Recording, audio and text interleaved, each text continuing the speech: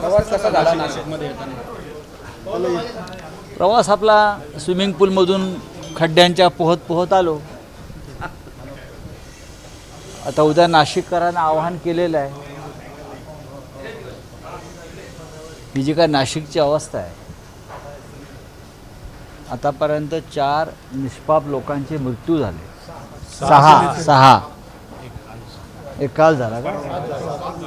7 लोक नाशिकसारख्या शहरात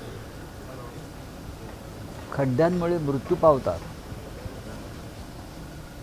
आणि इकडले जे मंत्री, पालकमंत्री, तुमचे चंपतराय, कुंभमंत्री, ते चंपतराय, कुंभमंत्री, हां, निर्लज्जपणे हे सगळं डोळ्याने पाहतात.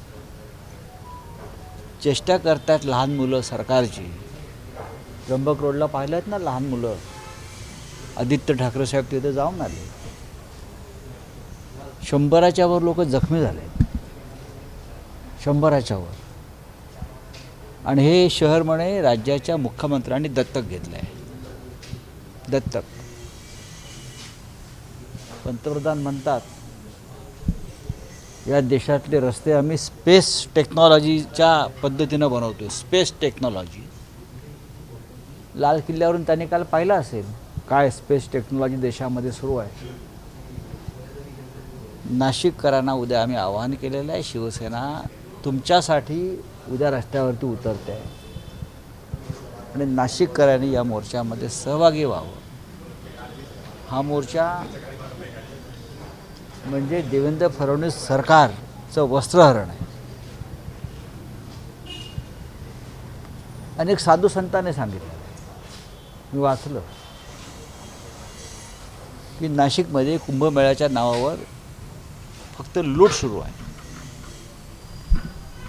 ज्यांना खड्डे बुजवता येत नाही आहेत या शहरातले, ते कुंभमेळा घ्यायला निघाले आहेत.